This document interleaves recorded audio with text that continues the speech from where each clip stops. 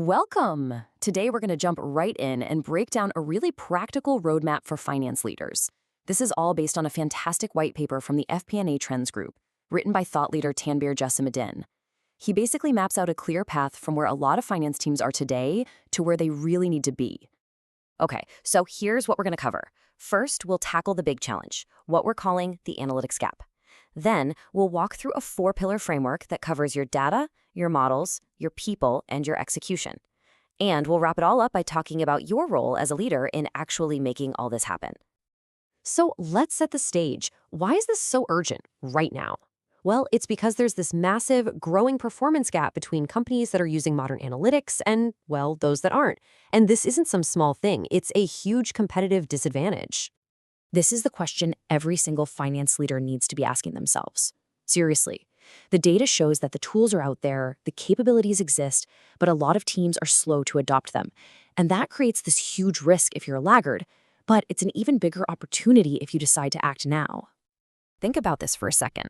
The 2024 FP&A Trends Survey found that more than half, 52% of finance teams, are still using Excel as their main planning tool. Now look, we all love Excel, it's a great tool, but relying on it for enterprise-level planning today, that's a massive bottleneck. And the problem, it turns out, isn't just the tools. The problem goes even deeper. It's about the data itself. Only 22% of organizations have a single trusted source of data. You know what that means? It means almost 4 out of 5 companies are probably wrestling with data that's all over the place, inconsistent, and trying to get reliable analysis from that, it's pretty much impossible. And why does this matter so much? Because the reward for getting this right is just enormous. McKinsey's research shows that the leaders in analytics outperform their peers by as much as 25% on EBITDA. That is a huge difference, and it's tied directly to how good they are with analytics. So you see, bridging this gap isn't about just buying a new piece of software. It's a fundamental overhaul of your processes, your tech, and your culture. We call it analytical transformation. It's really about building an engine that can turn all that data into smarter, faster decisions. All right, let's move on to pillar number 1. You wouldn't build a skyscraper on a shaky foundation, right? Same thing here. You can't build an analytics powerhouse on top of messy data. It all starts with treating your data like the critical, strategic asset it is. And just look at the impact when you get this right. It's staggering. That same survey found that companies with strong data governance are 3.4 times more likely to have accurate forecasts. That's not a small improvement. It's a direct line from data quality to business performance. And let's look at a real-world example. Take Watco, a big transportation company. I mean, they were literally drowning in hundreds of Excel tabs. So what did? They built a single, connected platform. And they didn't just clean things up. They improved their forecast speed by 95%. That's the power of a solid data foundation right there. Okay, so you've got clean, accessible data. What's next? Well, the next pillar is all about giving that data meaning. This is where you design smarter models that actually reflect how your business works, turning all that raw data into insights you can actually use. A really great place to start this journey is just figuring out where you are right now. The FP&A maturity model is a globally recognized framework that's perfect for this. It looks at 6 core areas, from leadership to tech, and helps you see where you stand and what your roadmap should look like. Now, a key part of smarter models is something called driver-based planning. And the data here is, well, it's undeniable. Just look at this chart. Teams that use driver-based models have forecasts that are twice as likely to be rated great or good. They spend more time on high-value work, and they're way more likely to make data-driven decisions. The results aren't even close. So how do you actually build these things? It's not magic. It's a really practical 4-step process. You start by finding the few key drivers that have the biggest impact. You know, the 80-20 rule. Then you map the journey, connect the models, and then you build and scale from there. And this quote from Michael Emerson at SAP absolutely nails it.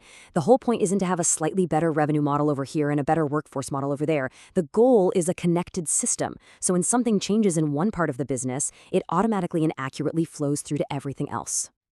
Okay, now we get to what is, honestly, the most critical pillar of them all. Because you can have the best data in the world, the smartest models, but if you don't empower your people and build a culture that actually embraces this change, the whole thing will fail, period.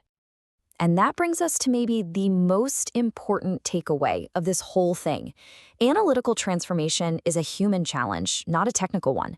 Success or failure really comes down to whether you can lead your people through the change, help them build new skills, and foster a new mindset. Pedro Thena from Honeywell actually offers this proven 5-step process for change management. It's about making the case for change, agreeing on the scope together, creating a clear vision, and, this one's important, celebrating the wins along the way. That's how you bring people along for the ride and make them feel like owners of the transformation.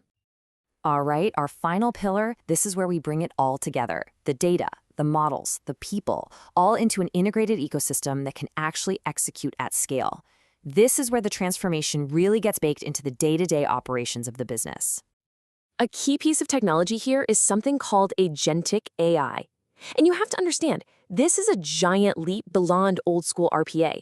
See, RPA just follows rigid if-then rules, but Agentic AI, it can perceive, reason, and adapt.